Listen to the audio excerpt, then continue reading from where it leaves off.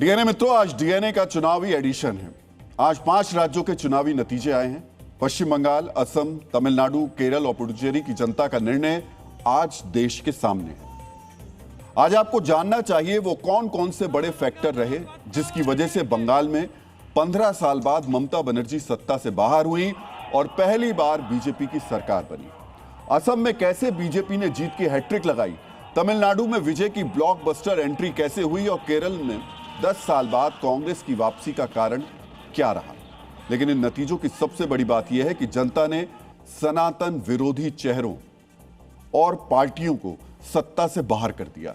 जो लोग सनातन मिटाने की बात करते थे, हिंदू विरोधी एजेंडा चलाते थे, उन्हें जनता ने सत्ता से बाहर कर दिया।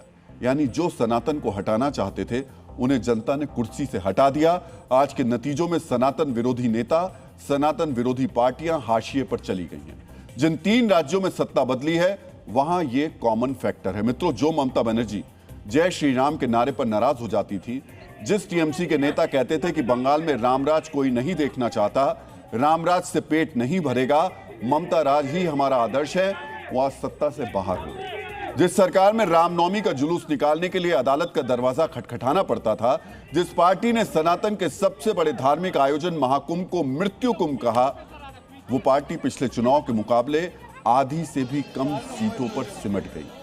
जो टीएमसी सरकार मुहर्रम के जुलूस के नाम पर मां दुर्गा का विसर्जन रोक देती थी, जिसके नेता मदन मित्रा दुर्गा पंडाल के सामने खड़े होकर काबा और मदीना को अपने दिल में बताते थे और ममता बनर्जी उस पर ताली बजाती थी, उसे जनता ने बंगाल की सत्ता से बाहर का रास्ता दिखा दिया। जिस ममता राज में वक्फ बिल विरोधी प्रदर्शन के दौरान हिंदुओं को टारगेट बनाकर हिंसा की गई, उसे चुनाव में जनता ने नकार दिया। मित्रों, देश में सनातन विरोधी एक और पार्टी डीएमके है। अगर यह कहें कि इस देश में पिछले कुछ वर्षों के दौरान डीएमके सनातन विरोध का सबसे बड़ा चेहरा बन गई तो गलत नहीं होगा। तमिलनाडु के मुख्यमंत्री के बेटे और राज्य के डिप्टी सीएम उदयनिधि स्टालिन ने खुलेआम सार्वजनिक मंच से सनातन को मिटाने की बात की थी। सनातन धर्म की तुलना डेंगू और मलेरिया से की थी। लेकिन आज जब नतीजे आए तो डीएमके सत्ता से मिट गई। डीएमके के खिलाफ ऐसी आंधी चली कि खुद मुख्यमंत्री एमके स्टालिन चुनाव हार गए। मतगणना की शुरुआत से लेकर दोपहर तक तो ऐसी स्थिति रही कि डीएमके तीसरे नंबर पर चल रही थी। एआईएडीएमके उससे आगे थी। हालांकि बाद में डीएमके दूसरे नंबर की पार्टी जरूर बन गई, लेकिन इसके बावजूद 2021 की तुलना में डीएमके को आधी सीट भी नहीं मिल पाई। मित्रों, लेफ्ट फ्रंट पर भी सनातन विरोधी होने का आरोप लगता रहा है। लेफ्ट फ्रंट सनातन त्योहारों और परंपराओं को पिछड़ा बताकर खारिज करता है। केरलम में लव जिहाद को प्रोपोगेंडा बताकर ठुकराता है। आज उसे भी जनता ने केरलम की सत्ता से बाहर का रास्ता दिखा दिया। कुल मिलाकर इस चुनाव का एक बड़ा संदेश यह है कि जिन पार्टियों ने सनातन का विरोध किया उसे सत्ता से बाहर होना पड़ा। मित्रों, हम सभी राज्यों के चुनाव का बारी बारी से विश्लेषण करेंगे, लेकिन उससे पहले नतीजों में क्या आया यह जानना जरूरी है। मित्रों, नतीजे के लिहाज से आज सबसे ज्यादा चर्चा पश्चिम बंगाल की हो रही है। यहां कुल 294 में से 293 सीटों के वोट की गिनती हुई, क्योंकि एक सीट पर चुनाव रद्द कर दिया गया था। पश्चिम बंगाल के नतीजों और रुझानों में बीजेपी 208 सीटों पर या तो जीत चुकी है या आगे है, यानी 2/3 से ज्यादा सीटें बीजेपी जीत रही है। वहीं ममता बनर्जी की पार्टी टीएमसी सिर्फ 80 सीटों पर या तो जीत चुकी है या आगे है। बंगाल में कांग्रेस 2 सीटों पर आगे है। वहीं मुर्शिदाबाद में बाबरी मस्जिद बनाने का ऐलान करने वाले हुमायूं कबीर की आम जनता उन्नयन पार्टी भी 2 सीटों पर आगे है। दोनों सीटों पर खुद हुमायूं कबीर जीत रहे हैं। एक सीट सीपीएम और ऑल इंडिया सेकुलर फ्रंट को मिल रही है। पश्चिम बंगाल के वोट प्रतिशत के बारे में भी आज आपको जानना चाहिए। बीजेपी को 46% से ज्यादा वोट मिले हैं, जबकि टीएमसी को करीब 41%, यानी इन दोनों पार्टियों ने कुल मिलाकर 87% वोट हासिल किए। अगर 1 लाख मतदाताओं ने वोट डाला तो बीजेपी को 46,000 वोट मिले, जबकि टीएमसी को 41,000 वोट मिले। बंगाल में सीपीएम को 4% और कांग्रेस को 3% से थोड़ा ज्यादा वोट मिला, जबकि नोटा को करीब 1% वोट मिले।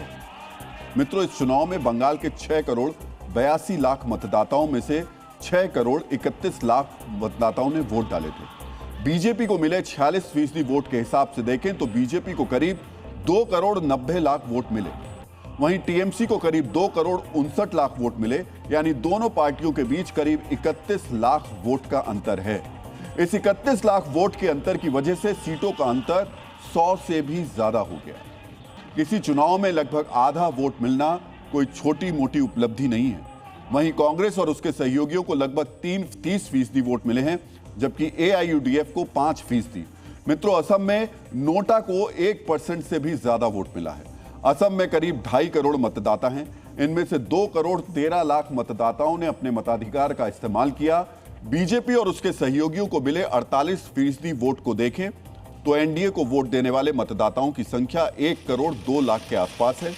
वहीं कांग्रेस और उसके सहयोगियों को करीब 64 लाख वोट मिले हैं, यानी बीजेपी और कांग्रेस के बीच वोट का अंतर 38 लाख के आसपास है, जबकि सीटों में यह फासला 80 से ज्यादा है। दक्षिण के राज्यों की बात करें तो तमिलनाडु में कुल 234 सीटें हैं और बहुमत का आंकड़ा 118 है। यहां किसी पार्टी को स्पष्ट बहुमत नहीं मिला है, लेकिन नई नवेली पार्टी टीवी के बहुमत के करीब है। उसे 107 सीटें मिलती दिखाई दे रही हैं। वहीं डीएमके गठबंधन को 74 सीटें मिल रही हैं, जिसमें डीएमके को 60 और कांग्रेस के खाते में 5 सीटें जा रही हैं। एआईएडीएमके गठबंधन को 53 सीटें मिल रही हैं, जिनमें एआईएडीएमके को 47 और बीजेपी को 1 सीट शामिल है। तमिलनाडु के वोट शेयर की बात करें तो टीवीके को अकेले 35% वोट मिल रहे हैं, जबकि डीएमके गठबंधन को लगभग 32% और एआईएडीएमके गठबंधन को लगभग 25%। यहां नोटा को आधा प्रतिशत से भी कम वोट मिला है। दक्षिण के दूसरे राज्य केरलम की बात करें तो यहां कुल सीटें 140 है और बहुमत का आंकड़ा 71 है। यहां सभी सीटों के नतीजे आ गए हैं। कांग्रेस की अगुवाई वाले यूनाइटेड डेमोक्रेटिक फ्रंट को 101 सीटें मिली हैं। अकेले कांग्रेस ने 63 सीटें जीती हैं, जबकि उसकी सहयोगी इंडियन यूनियन मुस्लिम लीग को 22 सीटें मिली हैं। वहीं सीपीएम के नेतृत्व वाला लेफ्ट डेमोक्रेटिक फ्रंट 35 सीटों पर सिमट गया है। बीजेपी 3 सीटों पर जीती है, जबकि अन्य 1 सीट पर। केरलम के वोट प्रतिशत की बात करें तो यूडीएफ को करीब 45% वोट मिल रहा है, जिसमें कांग्रेस को अकेले 29% वोट शामिल है। एलडीएफ को 31% वोट मिल रहा है और बीजेपी को 11%। यहां नोटा के खाते में आधा प्रतिशत के करीब वोट गया है। अंत में केंद्र शासित प्रदेश पुदुचेरी की बात कर लें तो यहां कुल सीटें 30 हैं और बहुमत का आंकड़ा 16 है। यहां एनडीए को 18 सीटें मिल रही हैं, जबकि कांग्रेस और उसके सहयोगियों को 6। विजय की पार्टी टीवीके को यहां 3 सीटें मिली हैं, जबकि अन्य के खाते में 3 सीटें। डीएनए मित्रों, आज हमने आपके लिए हर राज्य के परिणाम का विश्लेषण करने के लिए कुछ रोचक आंकड़े तैयार किए हैं। मित्रों, यह तीसरी बार है जब पश्चिम बंगाल की राजनीति ने बड़ा पॉलिटिकल टर्न लिया। पहला बड़ा टर्न तब आया था जब 1977 में लेफ्ट ने कांग्रेस को हराकर पश्चिम बंगाल में अपनी सरकार बनाई थी। दूसरा बड़ा बदलाव हुआ 34 साल बाद 2011 में, जब लेफ्ट को हराकर टीएमसी सरकार में आई। अब 15 साल बाद बीजेपी ने टीएमसी को हराकर पश्चिम बंगाल में बड़ा राजनीतिक बदलाव किया है। मित्रों, पश्चिम बंगाल में यह राजनीतिक परिवर्तन कैसे हुआ? कैसे ममता बनर्जी अपना मजबूत गढ़ हार गई? वो कौन से मुद्दे थे जो पश्चिम बंगाल में बड़े राजनीतिक बदलाव की वजह बने? अब हम इसी को एक एक करके डिकोड करेंगे। मित्रों, कोलकाता में जन्मे प्रसिद्ध दार्शनिक, योगी और कवि श्री अरविंद घोष ने कहा है कि सनातन शाश्वत धर्म है। सनातन धर्म का पतन होने पर राष्ट्र का पतन होता है, लेकिन सनातन कभी नष्ट नहीं हो सकता। मित्रों, अरविंद घोष के इस वाक्य से चैतन्य महाप्रभु, रामकृष्ण परमहंस, स्वामी विवेकानंद की धरती से सनातन का संबंध समझा जा सकता है। पश्चिम बंगाल विधानसभा चुनाव भी सनातन वहां पर एक बड़ा मुद्दा रहा। बंगाल में हुए राजनीतिक बदलाव में सनातन बड़ा फैक्टर रहा। आज जब टीएमसी चुनाव में हार गई तो पश्चिम बंगाल में कैसे सनातन का जयघोष हुआ, सबसे पहले आपको वो सुनना चाहिए।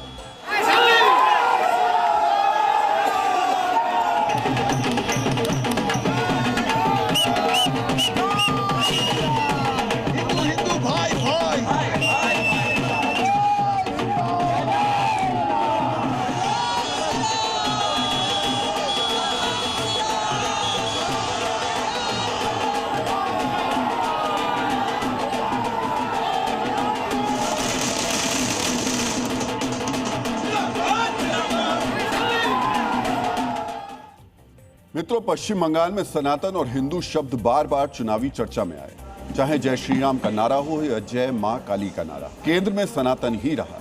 चुनाव पर सनातन की एकजुटता के असर को समझने के लिए एक आंकड़े को भी ध्यान से समझ लीजिए। पश्चिम बंगाल में 119 सीटों पर टीएमसी लगातार 15 साल से चुनाव जीत रही थी। 119 सीटों पर, उसमें से 69 सीटें इस बार बीजेपी ने जीत ली हैं। 162 सीटों पर टीएमसी लगातार 10 साल से चुनाव जीत रही थी, उनमें से बीजेपी ने 95 सीटें जीत ली। इसे ऐसे भी समझ सकते हैं कि बीजेपी ने 122 से ज्यादा सीटें पहली बार जीती हैं। वहीं टीएमसी ने इस चुनाव में सिर्फ 2 नई सीटें जीती। बीजेपी ने पिछले चुनाव में जीती गई अपनी 76 सीटें बरकरार रखी, यानी बीजेपी ने अपनी 98% सीट बरकरार रखी। वहीं टीएमसी ने पिछले चुनाव में जीती हुई करीब 80 सीटें बरकरार रखी, यानी टीएमसी सिर्फ 37% सीट ही बरकरार रख पाई। बीजेपी ने पिछली बार जीती हुई सिर्फ 1 सीट गंवाई है, जबकि टीएमसी ने पिछली बार जीती हुई 127 सीटें गंवा दी। मित्रों, ये आंकड़े थोड़ी देर पहले के हैं, इनमें कुछ बदलाव हो सकता है। समझिए, ममता बनर्जी अपना मजबूत गढ़ हार गई। सोचिए कितनी नाराजगी रही होगी। इस नाराजगी के मूल में कोई एक मुद्दा नहीं था, कई मुद्दे थे, लेकिन इन सभी मुद्दों में सबसे प्रमुख था सनातन। सनातन की एकजुटता ने कैसे टीएमसी को राजनीतिक चोट पहुंचाई, हम आपको विस्तार से बताएंगे, लेकिन पहले सुनिए पश्चिम बंगाल में बीजेपी की जीत पर प्रधानमंत्री मोदी ने आज क्या कहा। बंगाल के भाग्य में आज से एक नया अध्याय जुड़ गया है। आज से बंगाल भय मुक्त हुआ है, विकास के भरोसे से युक्त हुआ है। बांग्लाय परिवर्तन होए गेछे।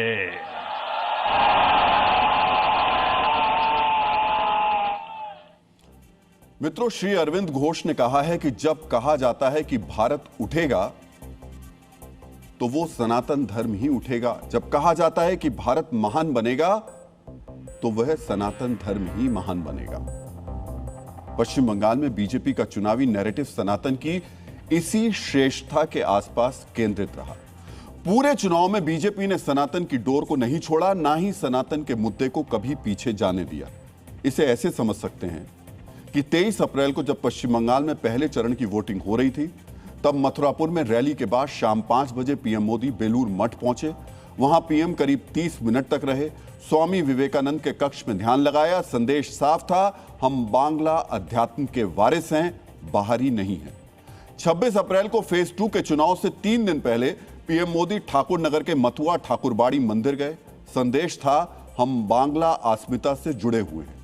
26 अप्रैल को ही पीएम मोदी कोलकाता के 3 सदी पुराने थनथनिया कालीबाड़ी मंदिर गए। ये टीएमसी के जय श्री राम बनाम जय मां काली वाले कैंपेन का जवाब था। ममता बनर्जी भी चुनाव प्रचार के दौरान कालीघाट मंदिर गईं।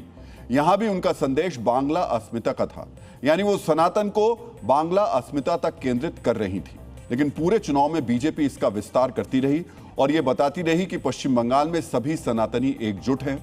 बांग्ला अस्मिता सनातन से अलग नहीं है, ये सनातन का ही एक हिस्सा है। सभी सनातनी एक होकर वोट करेंगे, राम भक्त भी और काली भक्त भी। मित्रों, सुनिए चुनाव के दौरान बीजेपी नेता शुभेंदु अधिकारी ने सनातन एकजुटता पर क्या कहा था। पूरा भाजपा सब हिंदू बीजेपी को वोट कर रहा है, सब हिंदू बीजेपी को वोट कर रहा है। एकदम तांता लग गया, हिंदू बीजेपी को वोट कर रहा है। सनातन धर्मियों की एकजुटता ने कैसे पश्चिम बंगाल के चुनाव को प्रभावित किया, कैसे सनातन धर्मियों की एकजुटता पश्चिम बंगाल में राजनीतिक परिवर्तन की धुरी बनी, इसे एक और आंकड़े से समझ लेते हैं। मित्रों, हुगली की 18 विधानसभा सीटों पर पिछले चुनाव में टीएमसी की बढ़त थी। इस चुनाव में बीजेपी ने 13 से ज्यादा सीटें जीती थी। अब इस बार हावड़ा में पिछले चुनाव में सभी 16 सीटें टीएमसी ने जीती थी। इस चुनाव में 9 से ज्यादा सीट बीजेपी जीत रही है। कोलकाता और दक्षिण बंगाल में पिछले चुनाव में टीएमसी ने 100 से ज्यादा सीटें जीती थी, बीजेपी को 15 सीट मिली थी। इस चुनाव में आंकड़ा उलट गया, बीजेपी को 60 से ज्यादा सीट मिल रही। मालदा, बर्दवान, मेदिनीपुर जैसे अपने गढ़ में टीएमसी हार गई। मित्रों, ये वो क्षेत्र हैं जो पिछले चुनाव तक टीएमसी के गढ़ थे, लेकिन सनातन धर्मियों की एकजुटता ने इस बार चुनावी नतीजों को बदल दिया। इस बदलाव पर आज पीएम मोदी ने क्या कहा, यह भी सुन लीजिए। राजनीतिक हिंसा की वजह से न जाने कितनी जिंदगियां बर्बाद हो चुकी है। मेरा स्पष्ट मानना है कि आज से बंगाल की चुनावी जो आदतें फैली हुई हैं, उसमें बदलाव आना चाहिए। आज जब भाजपा जीती है तो बदला नहीं, बदलाव की बात होनी चाहिए। मित्रों, सिर्फ सनातन धर्मियों की एकजुटता ही नहीं, एसआईआर बनाम घुसपैठियों का मुद्दा भी इस चुनाव का बड़ा टर्निंग पॉइंट रहा। टीएमसी ने पश्चिम बंगाल में एसआईआर को लेकर के लोगों के वोट के अधिकार से उसको जोड़ दिया, इसे बड़ा मुद्दा बनाया। 6 मार्च को ममता बनर्जी ने कोलकाता में एसआईआर के खिलाफ रैली निकाली और धरने पर बैठ गई। 9 मार्च को जब मुख्य चुनाव आयुक्त ज्ञानेश कुमार कालीघाट मंदिर गए तो टीएमसी कार्यकर्ताओं ने उन्हें काले झंडे दिखाए। 8 अप्रैल को टीएमसी सांसद डेरेक ओब्रायन की अगुवाई में टीएमसी का प्रतिनिधिमंडल दिल्ली में चुनाव आयोग से मिला। यह मुलाकात विवादों में रही। 12 अप्रैल को मुर्शिदाबाद की रैली में ममता बनर्जी ने कहा, एसआईआर डिलीशन का बदला वोट से लो। एसआईआर के बहाने टीएमसी ये नैरेटिव बनाने की कोशिश कर रही थी कि बीजेपी बंगाल के लोगों को वोट के अधिकार से वंचित करने की साजिश रच रही है। वहीं दूसरी तरफ बीजेपी ने इसे घुसपैठियों को बचाने का नैरेटिव बताया। बीजेपी ने बताया कि टीएमसी घुसपैठियों को बसा रही है, इससे बंगाल की डेमोग्राफी बदल रही है। सुनिए कैसे प्रधानमंत्री मोदी और गृहमंत्री अमित शाह ने घुसपैठ को बंगाल का सबसे बड़ा शत्रु बताया। वो हिंदुओं को तो अपनी वोट बैंक नहीं समझते, उनसे उनके आपराधिक गिरोह नहीं बढ़ते। डेमोग्राफी के इस खतरनाक बदलाव ने आज बंगाल को असुरक्षित बना दिया है। 5 तारीख के बाद बंगाल में एक भी व्यक्ति घुसपैठ नहीं कर पाएगा। ये भाजपा का वादा है, वादा है। घुसपैठ पश्चिम बंगाल में बड़ा मुद्दा रहा है, इसलिए बीजेपी के इस नैरेटिव से जमीन पर जुड़े लोग घुसपैठियों से नाराजगी और संसाधनों पर घुसपैठियों की पहुंच से नाराज लोगों को लगा कि बीजेपी जो कह रही है वो सच है। मित्रों, आज चुनाव का रिजल्ट आने के बाद हमारे संवाददाता बंगाल के बॉर्डर इलाके में गए। सुनिए वहां के लोगों ने क्या कहा। कब से रह रहे हैं आप लोग? हमारा तो जन्म यहाँ पर। और आपके पिताजी? हमारा पिताजी वो उस साइड में था। हमारा पिताजी आया था 87 में, जो भी हमारा है 92। कहाँ से आए थे पिताजी आपके? वो देश से आया था। आपका नाम है लिस्ट में है, वोटर लिस्ट? नाम कटा हुआ है। क्यों कटा आपका नाम? अब क्या मालूम कैसे कटा हुआ है, क्या मालूम नहीं कुछ। वजह तो होगी ना, कब से रह रहे हैं? मेरा पैदा इधर ही है। और आपके फादर पिताजी कहाँ से थे? पहले सब बांग्लादेश से। 23 साल तक वोट दिया था, लेकिन फिर भी नाम काट गया था। मैं तो पहले फिर भी अपील किया था, होल्ड में रखा था, बोला फिर भी आप अपील किया, पूरा कागज पत्ती वोट नहीं हो रहे हैं। बेशक टीएमसी एसआईआर को वोट के अधिकार से जोड़ रही थी, लेकिन पश्चिम बंगाल का आम मतदाता इसे सच नहीं मान रहा था। वो घुसपैठ को बड़ी समस्या और अपने हक पर अतिक्रमण मान रहा था। इसीलिए इस मुद्दे ने अपना असर भी दिखाया। शायद ममता बनर्जी को यह आभास हो गया था कि सनातन की एकजुटता और घुसपैठ वाला नैरेटिव उनके खिलाफ जाएगा। इसीलिए 16 मार्च को इस्लामपुर में प्रचार के दौरान ममता बनर्जी ने क्या कहा था, वो भी आपको जरूर सुनना चाहिए। आबार देखा होबे, फिर मिलेंगे, राहे गुलशन तो फूल खिलेंगे, और जो फूल खिलेंगे, और रहा तृणमूल तो फिर मिलेंगे। रहा तृणमूल तो फिर मिलेंगे। मित्रों, 15 साल बाद पश्चिम बंगाल में नए राजनीतिक युग का शुभारंभ हो रहा है। टीएमसी अब भी प्रदेश में दूसरे नंबर की पार्टी है। जैसे कि कहते हैं, राजनीति में हार अंत नहीं, एक विराम है। सोचने, समझने और अपनी रणनीति पर फिर से विचार करने का समय है। मित्रों, बंगाल में ममता विरोधी लहर कितनी तेज थी, इसका अंदाजा आप इस बात से लगा सकते हैं कि खुद भवानीपुर सीट से वो पीछे चल रही हैं। यानी बंगाल की मुख्यमंत्री ममता बनर्जी 19 राउंड की वोटिंग के बाद 15,000 वोट से पीछे चल रही हैं और उनका मुकाबला बीजेपी उम्मीदवार शुभेंदु अधिकारी से है। मित्रों, पिछली बार शुभेंदु अधिकारी ने नंदीग्राम में ममता बनर्जी को हराया था और इस बार ममता के गढ़ में जाकर शुभेंदु अधिकारी ममता बनर्जी को हराते हुए दिखाई दे रहे हैं। अब सिर्फ एक राउंड की काउंटिंग बची है और लग रहा है ममता बनर्जी चुनाव हार जाएंगी। टीएनए मित्रों, पश्चिम बंगाल में करीब 27% मुस्लिम आबादी है। मुस्लिम वोट पश्चिम बंगाल की राजनीति का अहम मुद्दा रहा है और जो खबर हम आपको बता रहे थे उसका अपडेट देखिए आ भी गया है और भवानीपुर से ममता बनर्जी चुनाव हार गई हैं, शुभेंदु अधिकारी जीत गई हैं। एक बहुत बड़ी हार है। देखिए राजनीतिक सत्ता जाती है, जब किसी पार्टी की सत्ता चली जाती है तब अलग बात है, लेकिन अगर उसकी मुखिया की ही हार हो तो ये दो जगह देखने को मिला। तमिलनाडु में स्टालिन हारे और यहां पर बंगाल में ममता बनर्जी अपनी सीट नहीं बचा पाई। हम बात कर रहे थे पिछले चुनावी ट्रेंड ये बताते हैं कि बंगाल में मुस्लिम वोटर टीएमसी को एकमुश्त वोट देता रहा है, लेकिन क्या इस बार ऐसा नहीं हुआ? क्या बंगाल में मुस्लिम वोट का बंटवारा हो गया? अगर मुस्लिम वोट बटा है तो इसकी वजह क्या रही? मित्रों, अब हम बंगाल चुनाव के इसी एम फैक्टर को डिकोड करेंगे। अमेरिका के पूर्व राष्ट्रपति अब्राहम लिंकन ने कहा है कि आप कुछ लोगों को हमेशा के लिए और सभी लोगों को कुछ समय के लिए धोखा दे सकते हैं, लेकिन सभी लोगों को हमेशा के लिए नहीं। पश्चिम बंगाल में मुस्लिम वोट को लेकर अब्राहम लिंकन की यह बात सही साबित हो रही है। अब तक यह राजनीतिक मिथ था कि बंगाल में मुस्लिम वोटर टीएमसी के साथ है, बीजेपी को मुसलमान वोट नहीं करता है। इस पॉलिटिकल मिथ को मुसलमानों के एक वर्ग ने तोड़ दिया। इसका साक्ष्य आज हमें पश्चिम बंगाल में दिखा, आप भी देख लीजिए। ममता दीदी का दिल तोड़ देंगे, वो कहते हैं मुस्लिम वोट हमें मिलता ये गलत बात है। मुसलमानों को बहका कर, फुसला कर, भटका कर रखा गया था। अब इस बार 15% मुसलमानों का वोट बीजेपी को होने जा रहा है। कुछ लोग वंदे मातरम नहीं गाते हैं, गलत बात है। वंदे मातरम, भारत माता की जय, जय हिंद, सब कुछ हमारा देश का है। जो लोग विरोधी हैं वो नहीं बोलते, जो देशभक्त है, भारत में जो रहने वाले वो लोग सारे लोग बोलते हैं। जो गलत किया 15 साल उसका हिसाब होगा। जो गलत किया है, मुसलमानों का विकास हुआ है क्या? बिल्कुल नहीं हुआ है। अगर आज होता तो सरकार जाता नहीं। नाम इमरान खान है। इमरान बीजेपी की जीत पर जश्न मना रहे हैं, बाकायदा वंदे मातरम और भारत माता की जय बोल रहे हैं। मित्रों, इमरान पश्चिम बंगाल में विधानसभा चुनाव के रिजल्ट को समझने की एक कुंजी है, क्योंकि इमरान जैसे प्रोग्रेसिव मुसलमानों का एक बड़ा तबका इस बार राजनीतिक तौर पर शिफ्ट हुआ। इस शिफ्ट का असर भी दिखाई दे रहा है। पश्चिम बंगाल में 44 विधानसभा सीटें ऐसी हैं जहां मुस्लिम वोट 50% से ज्यादा है।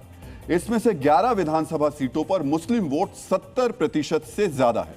पिछले विधानसभा चुनाव में मुस्लिम बहुल 44 में से 43 सीट टीएमसी ने जीती, यानी मुस्लिम बहुल सीटों में 98% सीटें टीएमसी को मिली थी। लेकिन इस बार तस्वीर बदल गई। इस बदलती तस्वीर की गवाही आंकड़े दे रहे हैं। मित्रों, टीएमसी ने पिछली बार जो 43 मुस्लिम बहुल सीटें जीती थी, उनमें से इस चुनाव में सिर्फ 30 सीटें ममता बनर्जी की पार्टी को मिलती दिखाई दे रही हैं, यानी सिर्फ 70% मुस्लिम बहुल सीट टीएमसी को मिलती दिखाई दे रही है। मित्रों, आपको पश्चिम बंगाल के मुस्लिम बहुल जिलों का हाल भी बता देते हैं। मुर्शिदाबाद में 2021 विधानसभा चुनाव में 22 में से 20 सीट टीएमसी को मिली थी। इस चुनाव में सिर्फ 9 सीट मिली। 2021 में 2 सीट जीतने वाली बीजेपी को इस बार 8 सीट मिली है। मुर्शिदाबाद में करीब 67% मुस्लिम वोटर हैं। 2021 में मालदा की 12 में से 8 सीट टीएमसी को मिली थी। इस चुनाव में सिर्फ 6 सीट मिली, जबकि 2021 में 4 सीट जीतने वाली बीजेपी को इस बार 6 सीट मिली है। उत्तर दिनाजपुर की 9 में से 7 सीट 2021 में टीएमसी ने जीती थी। इस बार महज 5 सीट मिली है, जबकि 2021 में 2 सीट जीतने वाली बीजेपी को इस बार 4 सीट मिल गई। 2021 में टीएमसी ने बीरभूम की 11 में से 10 सीट जीती थी। इस बार उसे सिर्फ 5 सीट मिली, जबकि 2021 में 1 सीट जीतने वाली बीजेपी को इस बार 6 सीट मिली। डीएनए मित्रों, सवाल यह है, आखिर ममता बनर्जी का जो सबसे मजबूत वोट बैंक था वो कहां शिफ्ट हो गया और क्यों शिफ्ट हो गया? सबसे पहले यह समझते हैं कि आखिर मुस्लिम वोट टीएमसी को छोड़कर गया कहां। इसे बहुत ही सरल तरीके से क्षेत्रवार बांटकर समझ लेते हैं। मुर्शिदाबाद और नादिया जिले में करीब 7% मुस्लिम वोट हुमायूं कबीर की पार्टी की तरफ शिफ्ट हुए।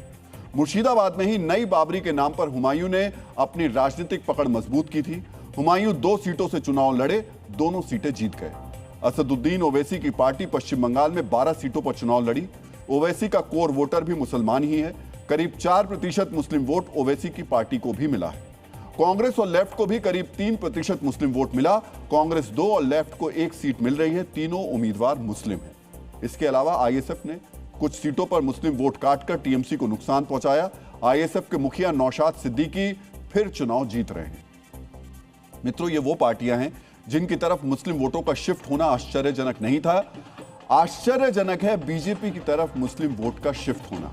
फिलहाल जो आंकड़े सामने आए हैं उससे साफ है कि करीब 3% मुस्लिम मतदाताओं ने बीजेपी को वोट दिया है।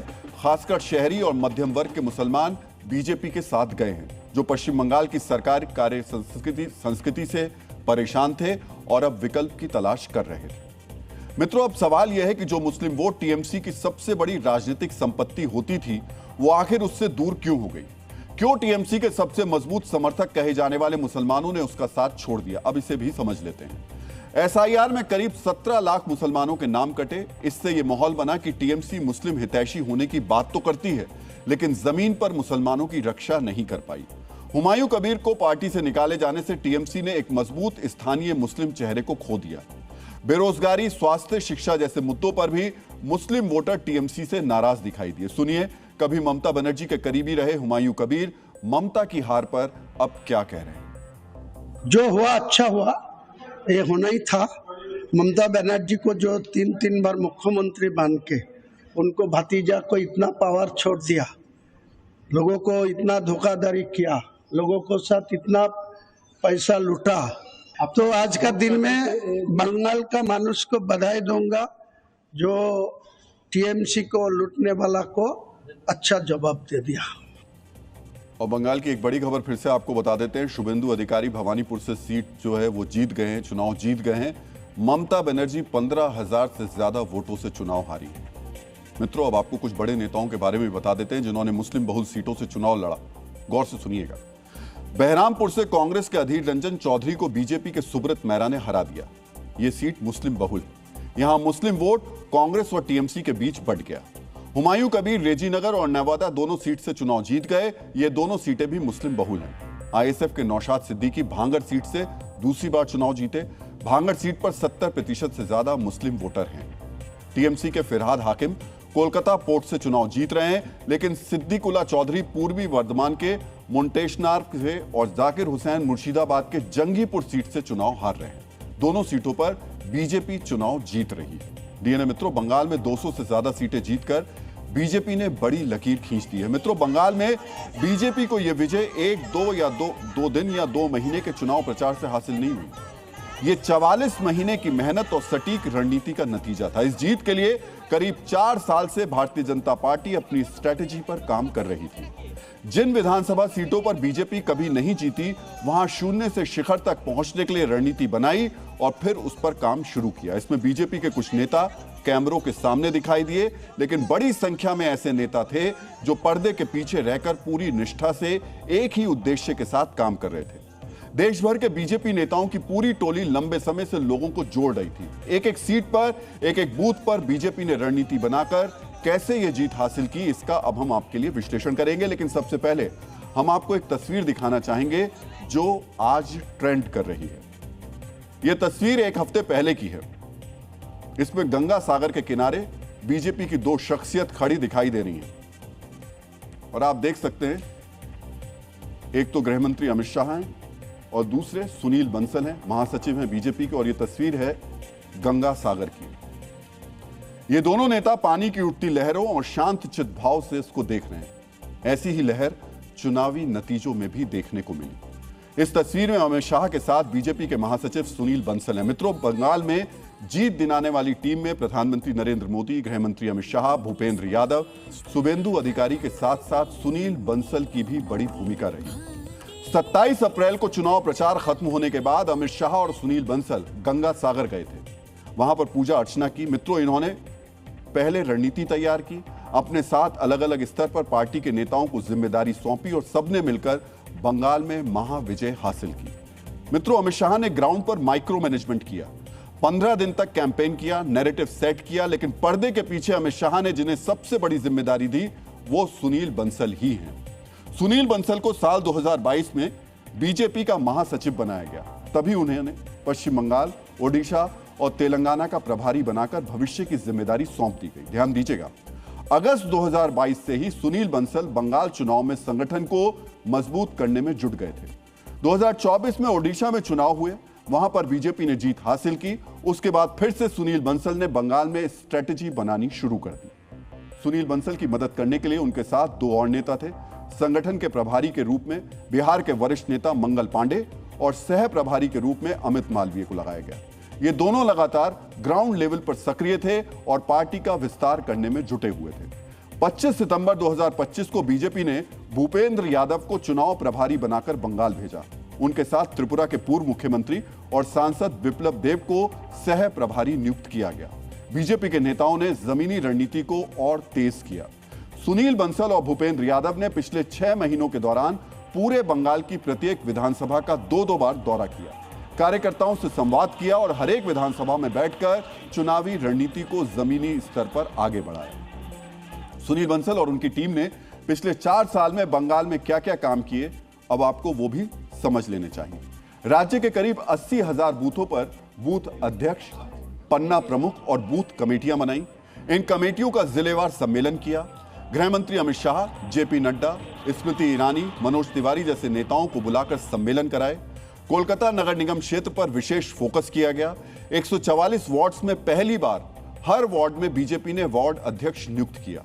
पिछले 1 साल के दौरान डॉक्टर, वकील, रिटायर्ड ब्यूरोक्रेट, शिक्षाविदों के अलावा अलग अलग इनके सम्मेलन आयोजित कराए गए। मित्रों, चुनाव से पहले बीजेपी ने पूरे बंगाल में 1,65,000 छोटी छोटी सभाएं और सम्मेलन किए। इसके जरिए स्थानीय स्तर पर लोगों को जोड़ा गया। इसी का नतीजा है कि पिछले 4 साल में बंगाल में बीजेपी के सदस्यों की संख्या 25 लाख से 50 लाख पहुंच गई और जब चुनावी नतीजे आए तो 200 से ज्यादा सीटें जीतकर ये अभूतपूर्व सफलता हासिल की। मित्रों, सुनील बंसल और भूपेंद्र यादव ने इस बार अलग अलग तरीके की रणनीति पर वहां पर काम किया। सबसे पहले पूरे बंगाल को अलग अलग 6 जोन में बांटा गया। वहां पर केंद्रीय और अनुभवी राज्य स्तरीय नेताओं को महत्वपूर्ण जिम्मेदारियां सौंपी गई। पहला जोन था उत्तर बंगाल। वहां पर मालदा में अरुणाचल प्रदेश के नेता अनंत नारायण मिश्रा को प्रभारी नियुक्त किया गया। तो सिलीगुड़ी में कर्नाटक में संगठन से जुड़े नेता अरुण बिन्नाडी को जिम्मेदारी दी गई। इसके अलावा स्थानीय नेता निशित प्रमाणित को भी इस काम में लगाया गया। दूसरा जंगल महल जोन बनाया गया। पुरुलिया, बांकुरा और बर्धमान से मिलकर यह इलाका बनाया गया। यह बीजेपी का मजबूत गढ़ है और इसे अभेद्य बनाए रखने के लिए पार्टी ने छत्तीसगढ़ के संगठन महामंत्री पवन साई को इसका इंचार्ज बनाया। उनकी मदद के लिए उत्तराखंड के कैबिनेट मंत्री धन सिंह रावत को लगाया गया। तीसरा जोन हावड़ा हुगली बनाया। इसकी जिम्मेदारी हरियाणा के वरिष्ठ नेता संजय भाटिया को दी गई। उनके साथ मेदिनीपुर की जिम्मेदारी उत्तर प्रदेश के मंत्री जेपीएस राठौड़ को सौंपी गई। चौथे जोन में कोलकाता मेट्रोपॉलिटन और दक्षिण 24 परगना का इलाका था। यह टीएमसी का सबसे मजबूत गढ़ है। यहां पर बीजेपी ने हिमाचल के संगठन महामंत्री एम सिद्धार्थन को तैनात किया। उनके साथ कर्नाटक के कद्दावर नेता सीटी रवि को भी लगाया गया। बंगाल में बीजेपी ने 5वां जोन नवद्वीप और उत्तर 24 परगना को मिलाकर बनाया। इसकी जिम्मेदारी एन मधुकर को सौंपी गई, जो बीजेपी के आंध्र प्रदेश संगठन महामंत्री है। इस खबर पर हम आएंगे, लेकिन एक बार सुनवा देते हैं। शुभेंदु अधिकारी अपनी जीत के बाद कुछ कह रहे हैं। जितना मुसलमान वोट देने के लिए निकला सब ममता को वोट दिया और मुझे हिंदू, सिख, जैन, बुद्धिस्ट लोग ने आशीर्वाद देकर जिताया। ये जीत हिंदुत्व का जीत है। ये जीत बंगाल का जीत है। ये जीत नरेंद्र मोदी जी का जीत है।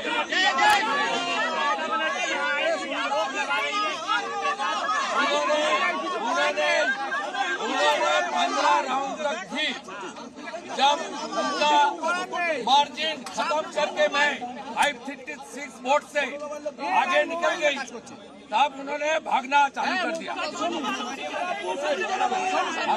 मुझे खास करके जो बंगाली हिंदू एरिया है चेतला 82 नंबर वार्ड, वो खुल के वोट डाल दिया और सीपीएम का जो लूज सपोर्टर है, हिंदू सपोर्टर, सब लोग वोट किया। सीपीएम का 14,000 वोट था भवानीपुर में, वो कम से कम 10,000 वोट मुझे ट्रांसफर कर दिया। मैं नीचे जो सीपीएम का लूज वोटर्स है उनको भी आभार प्रकट करता हूँ। और चेतला में जितना भी बंगाली हिंदू है सब लोग खुल के वोट किया। इसका साथ गुजराती, जैन, मारवाड़ी, हमारी पूर्वांचली, सिख समाज सब लोग खुल के वोट किया। मैं खास करके राजस्थान का 8 एमएलए को प्रणाम करता हूं। राजेंद्र राठौड़ जी का नेतृत्व में ये लोग बहुत काम किया मेरे लिए। और गुजरात से अशोक जी आया था, उन्होंने, उनका टीम भी बहुत मेहनत किया है। मैं सबको प्रणाम करते हुए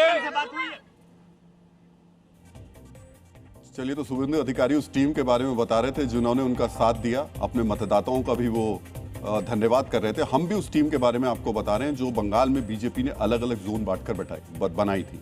बंगाल में बीजेपी ने 5वां जोन नवद्वीप और उत्तर 24 परगना को मिलाकर बनाया। इसकी जिम्मेदारी एन मधुकर को सौंपी गई, जो बीजेपी के आंध्र प्रदेश संगठन महामंत्री हैं। इनके साथ पश्चिमी उत्तर प्रदेश के वरिष्ठ नेता सुरेश राणा को लगाया गया। छठा जोन था दार्जिलिंग वाला इलाका। इसकी जिम्मेदारी पूर्व मंत्री कैलाश चौधरी को दी गई। वहीं पर प्रदीप भंडारी को नेतृत्व बिल्डिंग के लिए लगाया गया। पूर्व आईपीएस पंकज कुमार सिंह को गोरखा समुदाय में मैनेजमेंट के लिए पर्दे के पीछे से रखा गया।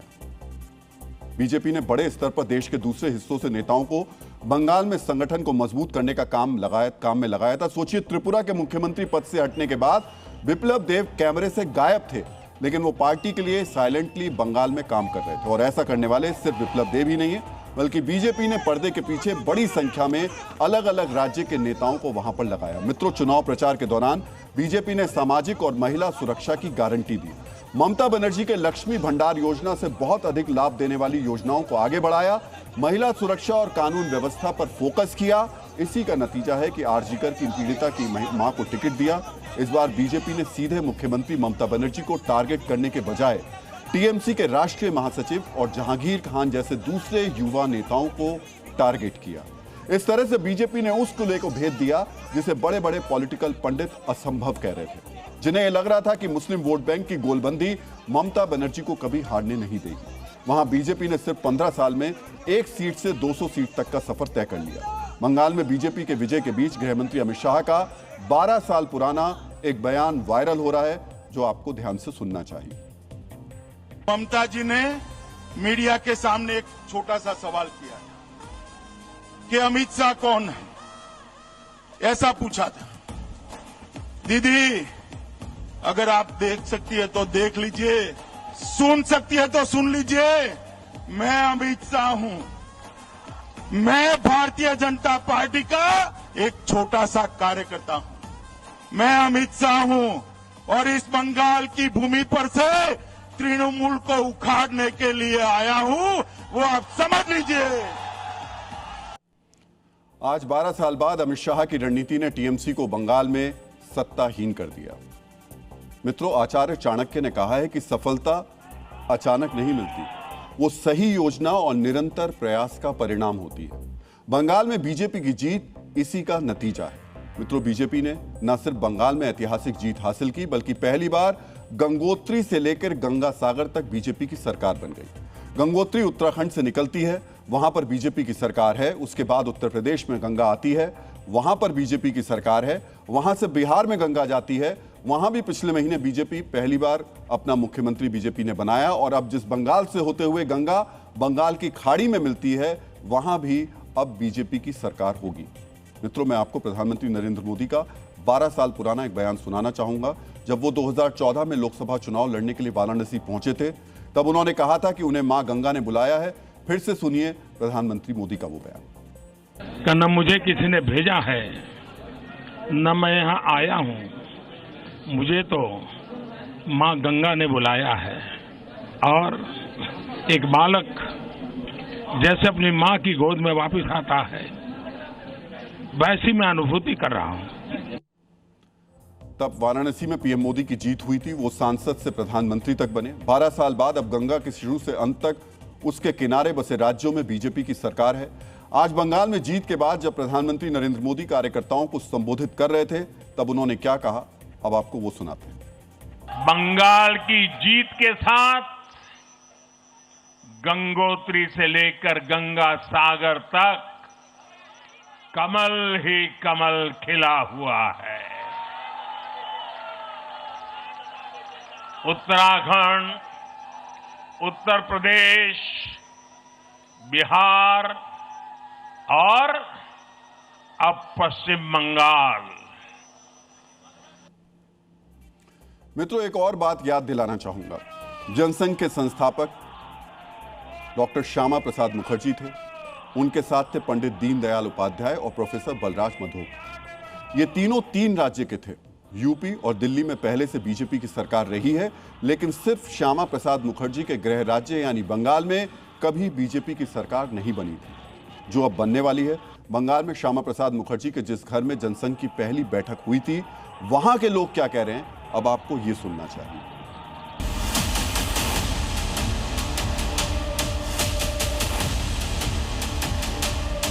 कितनी खुशी हो रही है आपको? बहुत बहुत। मेरा तो 26 साल गुजर गए बीजेपी में अच्छा, ये दिन के लिए। ये साजिश था श्यामा प्रसाद मुखर्जी को मिटाने के लिए, लेकिन श्यामा प्रसाद मुखर्जी मिटने वाला तो नहीं है। हिंदुस्तान के दो परिवार का ऋण हम लोग कभी मिटा नहीं पाएंगे, एक मुखर्जी परिवार और एक बोस परिवार। ये जो हमारा पार्टी है, ये जो हमारा भगवा रंग है, ये पूरा उन्हीं का देन है। उन्हीं के लिए हम लोग सोच पाए, नहीं तो वो जो कांग्रेस का जो एक खिलौना खेल था, उसका तो बलि चल रहा था बंगाल। उसके उधर से, उस आधार से निकालने वाला यही है। यहाँ अंग्रेज से भी ज्यादा प्रशासन चला रहा था दीदी, अब घर घर भगवा हो गया। पश्चिम बंगाल अब से पश्चिम बंगाल ही रहेगा। श्यामा प्रसाद मुखर्जी का नाम मिटाने के लिए जो साजिश था, वो आज मिट गए।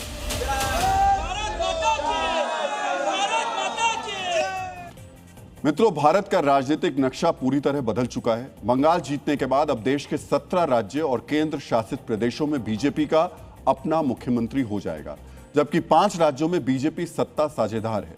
यानी कुल 22 राज्यों और केंद्र शासित प्रदेशों में बीजेपी की सरकार है।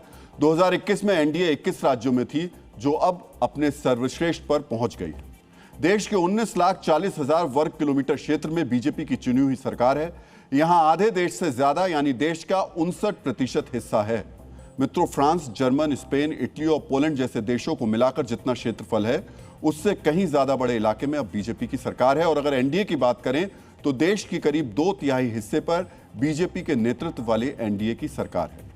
2026 के ये नतीजे दिखाते हैं कि बीजेपी ने न केवल राज्यों की संख्या में अपना पिछला रिकॉर्ड तोड़ा है, बल्कि पश्चिम बंगाल जैसे अभेद्य किले को जीतकर अपनी वैचारिक और राजनीतिक स्वीकार्यता को नई ऊंचाइयों तक पहुंचाया। और ऊपर जो हम आपको आंकड़े बता रहे थे, वो राज्य के जो चुनाव होते हैं, विधानसभा चुनाव होते हैं, उसके हिसाब से बता रहे थे। मित्रों, आज जिन 5 राज्यों में चुनाव के नतीजे आए हैं, उसने बड़ा राजनीतिक संदेश दिया। विशेषकर इंडिया गठबंधन के नेताओं के लिए यह बड़ा झटका है। हम आपको एक बार फिर से देश का राजनीतिक मानचित्र दिखाना चाहेंगे। इस मानचित्र में आपको गैर एनडीए दलों की वर्तमान स्थिति के बारे में पता चलेगा। आज 2 राज्यों में इंडिया गठबंधन को बड़ा झटका लगा। इंडिया गठबंधन के 2 सबसे प्रमुख चेहरे ममता बनर्जी और एमके स्टालिन अब सत्ता में नहीं हैं। पूरब में ममता बनर्जी और दक्षिण में स्टालिन, ये दोनों ऐसे नेता हैं जो इंडिया अलायंस की रीढ़ माने जाते थे। लेकिन इस चुनाव में दोनों नेता खुद भी चुनाव हार गए। अब बंगाल और तमिलनाडु दोनों राज्यों से इंडिया अलायंस सत्ता से दूर हो गई। मित्रों, कांग्रेस के अलावा इंडिया अलायंस में शामिल कोई प्रमुख चेहरा अब सत्ता में नहीं है। ना यूपी में अखिलेश यादव, ना बिहार में तेजस्वी यादव, ना दिल्ली में अरविंद केजरीवाल, और अब बंगाल में ममता बनर्जी और तमिलनाडु में स्टालिन भी सत्ताहीन हो चुके हैं। इसलिए ये चुनावी नतीजे इंडिया अलायंस के लिए भी बड़ा झटका है। मित्रों, एक दौर था जब केंद्र की सत्ता का रास्ता क्षेत्रीय छत्रपों से होकर गुजरता था, लेकिन आज की तस्वीर कुछ और है। आज का दिन देश के राजनीतिक इतिहास में एक वाटरशेड मूवमेंट यानी निर्णायक मोड़ इसलिए भी है क्योंकि भारत के नक्शे से लेफ्ट यानी वामपंथ का राज पूरी तरीके से खत्म हो गया। कभी बंगाल, त्रिपुरा और केरल जैसे राज्यों में सरकार चलाने वाला लेफ्ट आज पावर के लिहाज से पॉलिटिकल आर्काइव बनकर रह गया है। वामपंथ का आखिरी किला माने जाने वाले केरल में कांग्रेस गठबंधन के हाथों हार सिर्फ हार नहीं है, बल्कि भारत में एक विचारधारा की पैकिंग है। आजाद भारत के इतिहास में यह पहली बार है जब हम लेफ्ट मुक्त भारत की तस्वीर देख रहे हैं। मित्रों, कहते हैं कि हर आदमी के अंदर एक लेफ्ट विचारधारा होती है। इसके बावजूद देश के इतिहास से 69 साल बाद लेफ्ट सरकार की औपचारिक रूप से विदाई क्यों हुई, यह भी आपको जानना चाहिए। मित्रों, वामपंथ सरकार से मुक्त भारत की सबसे बड़ी वजह यह कि उसने अपना सॉफ्टवेयर कभी अपडेट किया ही नहीं। आज भी वो 50-60 के दशक वाले वर्ग संघर्ष की विचारधारा के इर्द गिर्द राजनीति कर रहा है। अपने विचारों में उसने कोई परिवर्तन नहीं किया। देश की युवा आबादी स्टार्टअप, तकनीक और विकास की बात कर रही है, जबकि लेफ्ट आज भी सिर्फ पुराने आंदोलन और किताबी सिद्धांतों में उलझा रहा। इस वजह से युवाओं ने उन्हें अस्वीकार कर दिया। लेफ्ट की नीतियों में युवाओं को अपना भविष्य नजर नहीं आया। मित्रों, पिछले 1 दशक में भारत में राष्ट्रवाद का एक नया संचार हुआ है। लेफ्ट इस भावना को समझने में नाकाम रहा और कई बार ऐसे स्टैंड लिए जो देश की जनता को अपनी संस्कृति और पहचान के खिलाफ लगे। जनता से कनेक्ट करने वाले उनके जमीनी कार्यकर्ता ही टॉप लीडरशिप से अलग होते चले गए और उनके बीच संवाद खत्म होता चला गया। आज पूरे देश में एक भी राज्य ऐसा नहीं है जहां कम्युनिस्ट पार्टी की सरकार हो।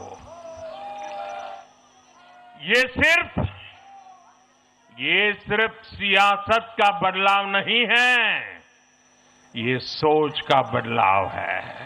और आज का भारत ऐसी राजनीति चाहता है जो देश को आगे बढ़ाए। मित्रों, बंगाल के नतीजे आ गए हैं। जनता ने अपना निर्णय सुना दिया है, लेकिन इस चुनाव के दौरान एक दुखद पहलू भी सामने आया। जो चुनाव आयोग पूरे देश में चुनाव करवाता है, बंगाल चुनाव के दौरान उस पर बार बार हमले किए गए। मित्रों, लोकतंत्र में चुनाव आयोग की भूमिका अंपायर की होती है, लेकिन बंगाल में चुनाव आयोग को राजनीति में घसीटने की कोशिश की गई, उसे एक पक्ष बनाने का प्रयास किया गया। ऐसा लगा मानो टीएमसी चुनाव आयोग के खिलाफ ही चुनाव लड़ रही है। भारतीय लोकतंत्र में चुनाव आयोग को संविधान की आत्मा माना जाता है। यह स्वतंत्र, निष्पक्ष और पारदर्शी चुनाव सुनिश्चित करके जनता की इच्छा को सर्वोच्च बनाता है। लेकिन बंगाल में चुनाव आयोग के खिलाफ जिस तरह का माहौल बनाया गया, वो लोकतंत्र को कमजोर करने वाला है। मित्रों, न सिर्फ चुनाव आयोग को निशाना बनाया गया, बल्कि मुख्य चुनाव आयुक्त ज्ञानेश कुमार को भी व्यक्तिगत रूप से बदनाम करने की पूरी कोशिश की गई। एसआईआर के ऐलान से लेकर नतीजों के ऐलान तक बार बार चुनाव आयोग को कटघरे में खड़ा किया गया। मित्रों, मुख्यमंत्री ममता बनर्जी से लेकर टीएमसी के छोटे बड़े सभी नेताओं ने चुनाव आयोग और मुख्य चुनाव आयुक्त पर हमले किए, उन पर सवाल उठाए।